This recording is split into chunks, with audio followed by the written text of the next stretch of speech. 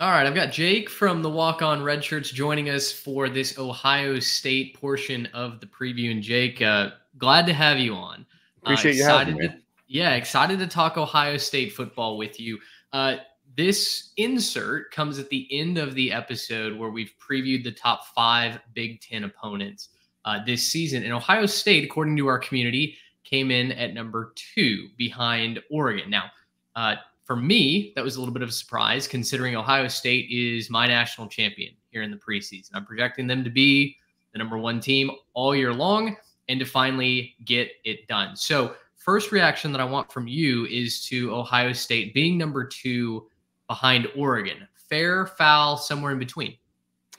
I actually think it's fair. I don't think it's that unreasonable because, we're talking about Ohio State, but Oregon is loaded. It's not like it's a clear-cut number 1 and then everybody else. Oregon did load up. There are a lot of questions about Ohio State, and I think there is almost over the last couple of years of just people being tired about hearing about Ohio State, of thinking like every year, oh, this is the year, and then they don't get it done. They lost to Michigan 3 straight years. They were so close to beating Georgia. They're a missed field goal away from probably being a national champion, if we're being honest. They've had incredibly talented teams and fallen short the last couple of years, and it's okay to say that because they have. 2020 was a weird year. They make it to the national championship. In a full season, I think that team might look a little different. I don't know if they make it to the national championship. I think that team makes a little bit different noise. And Ohio State just didn't have a good defense in 2020. But now, you look at this team and defense is like the bread and butter of the 2024 Ohio State team. Totally agree. I said it when Jim Knowles came over from Oklahoma State. I felt like that was the piece that had been missing over the past couple of seasons. And now it really feels like Ohio State has built not just a solid defense, but a monster on defense, right? Projecting to be the best defense in the country heading into 2024. I love the chaos that Knowles' system brings with it.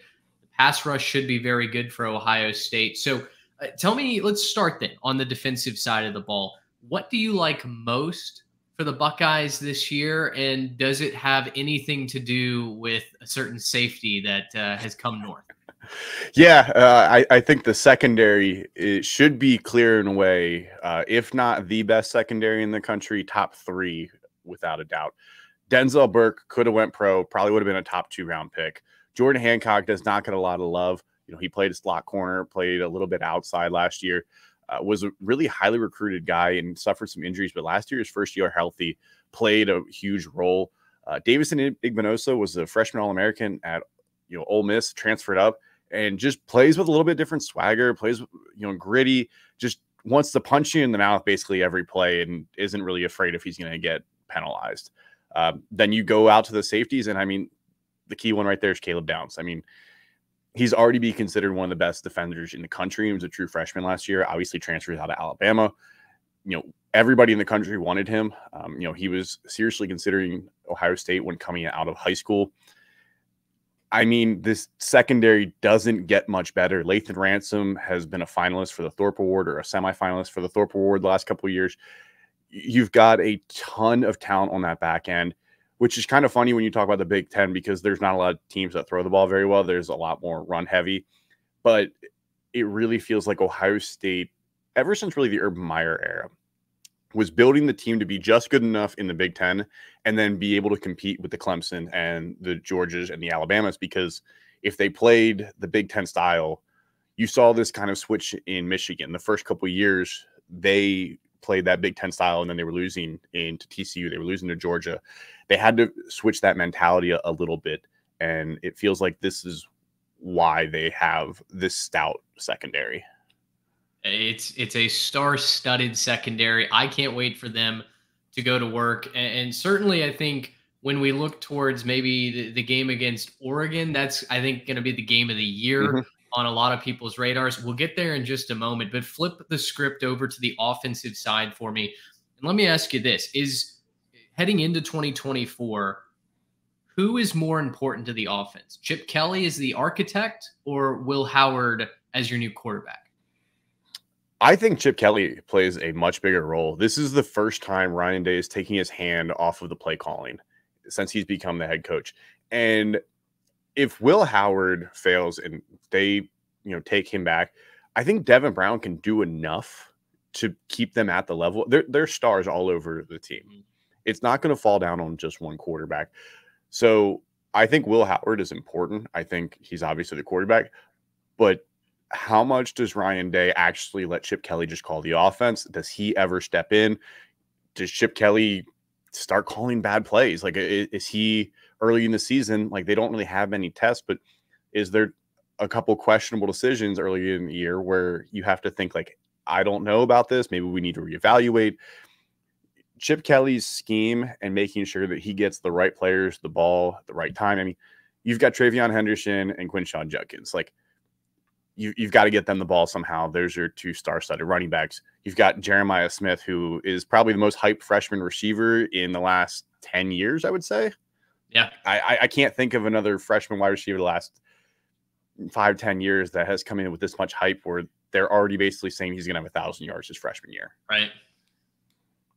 Yeah, it's insane the amount of hype there. Like the new EA college football game, right? They made a point of saying that there are no limit to the impact players that can be on either side of the ball. I haven't played the game yet. Obviously, we're a day away from public release, but I feel like Ohio State could legitimately have like 6 or 7 impact players at any one time on either side of the ball. It's just an embarrassment of riches. It's a roster that is built to break stereotypes, in my opinion, for Ryan Day. The team is, a lot of the guys on the team are saying it's national championship or bust. It feels like nationally, from someone who's not a Buckeyes fan, that the pressure cooker up there in Columbus, it's either going to make a gym or it's going to spit Ryan Day out on the other side.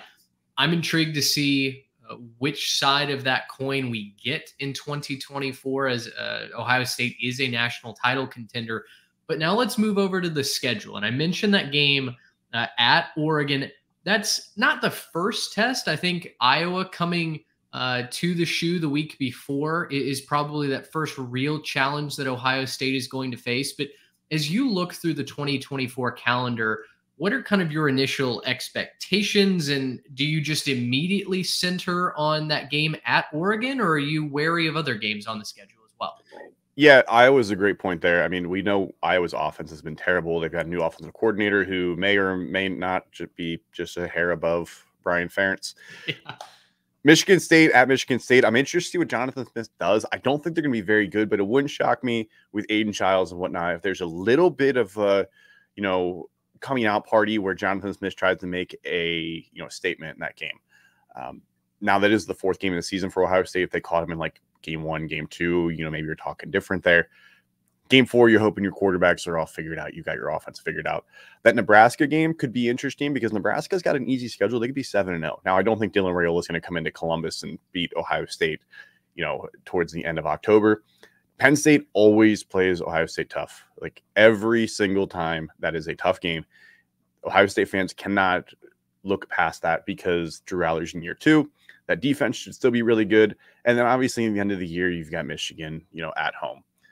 In my mind, it's just really a 3-game schedule with a couple other, I guess, potentials, but a lot of potential games are at home. Iowa is at home. Nebraska is at home. Going on the road at Oregon, going on the road at Penn State, and home versus Michigan. If they go 2-1 in that stretch, they should be playing in Indianapolis at the end of the year, and they'll have a slot guaranteed into the 12-team playoff. Yeah, exactly. Those are my thoughts as well. I think you're allowed one slip up in this. It's not an easy schedule per se. You might even be allowed 2 slip ups with it because if their 2 losses are Oregon and Michigan, 10-2, they might still be ranked 10th in the country and still have a spot in there. Now, that's an interesting point. So I think Ohio State would certainly have a justification to be in the 12-team playoff. But if you slip up again to the Michigan Wolverines, a team that I think I expect at least to take a little bit of a step back. We don't know what they're going to do at the quarterback position. They are loaded defensively, but still, it's a long schedule. Jim Harbaugh is off to the NFL. There's just some unknowns that I think are very real considerations for Michigan. So if Ohio State is to drop to Michigan again, What would that do to Ryan Day, the program, if anything? There's a lot of people that make hot takes on Twitter and all over social media and all over the internet. I think Ryan Day, the only way anything happens is if he doesn't make the playoff. I don't think anything else really matters. As much as they want to go out there and hoot and holler and say their first goal is beat Michigan, the second goal is win the Big Ten, their goal is win the national championship. Ultimately, if you win that third goal, nobody cares about the other two. Nobody cares about the other two.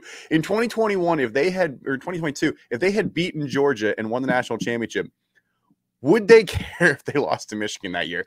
I mean, it would still sting, but they would have the trophy. So ultimately, that's all that matters. So if they lose 2 games and one of them happens to be Michigan, I think he's fine. Like, I know that they've invested a ton of resources. NIL, you can talk all about how Caleb Downs and Quinshon Judkins and Seth McLaughlin all ended up at Ohio State. I know that the NIL plays a big portion, but this fan base is too passionate to all of a sudden say, you know what, we're going to take back all of our money that we've been giving you, and we want to see you do it yourself. In the day of NIL, especially with revenue sharing at this point, it would take a significant step back from Ryan Day to actually get fired. And the question then is, who are you going to put in this position to do that? Urban Meyer's not coming back. You're not going to go out and get Nick Saban. I mean, you're not going to bring a Steve Sarkisian up there. You're not going to bring Mike Norvell up there. As much as it is a top-tier job, if you're firing a guy for going 11-1 or 10-2, it's not as attractive as people think. Yeah, I hear you right there. I'm also of the camp that I think a lot of people are just overreacting, but, you know, we'll see. I mean, college athletics is fast and furious and things happen all the time. But end of the day, if my prediction's right, they're not going to have to worry about it because they're going to be the last team standing at the end of this season anyway. Jake, last question I have for you. As an Ohio State fan, is it nice to just assume that you're going to be in the playoff and maybe even, you know, make it to the national championship game? Because that's a feeling I'm not familiar with. So if you went back, I forget how many years, I think if you went back to basically the beginning of the Urban Meyer era, so it's 2011, and they did a 12-team playoff every year, Ohio State would have never missed the 12-team playoff. Jeez. That's fun.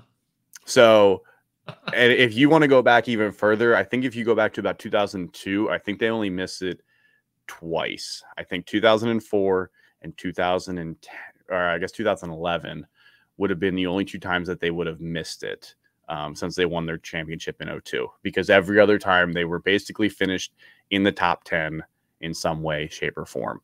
I mean, they backdoored their way into making the national championship against LSU in 2007. They played for a national championship, you know, in 2006 against Florida.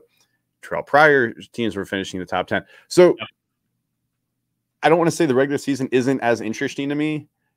I mean, knowing that there's going to be some new teams, although they only get Oregon out of the new Pac-12, I think that makes it a little bit more challenging when you've got Oregon, Washington, and USC coming into town. Because if you took those 3 out, Ohio State would be they would be walking into the playoff every single year without question. Well, must be nice. Soak it up. Don't let that feeling ever lose its buzz. Oh no, nope. I trust me. I still get nervous for every game, and I get anxious. And except Akron, when they're a 51-point favorite, if they lose that one, then I'll probably just go jump off a bridge. Yeah. Oh boy. Yeah. That might be the end of the sport up in the great state of Ohio. Yes. Well, Jake, we appreciate you jumping on. Excited to have you on for this Big Ten preview. We're excited to continue to preview the rest of the college football slate as well. We've got the SEC coming up next. Make sure you tune into all of our channels at 3Tech Pod to get your preseason content. Subscribe over at the Walk On Redshirts as well. Follow Jake, William, all of their adventures. And point being, we're all college football fans. We got a lot of great content coming up as talking season rolls along. Well, for all of us here at the 3 Technique, thanks so much for hanging out with us. Until next time, so long, everybody. Gracious, how about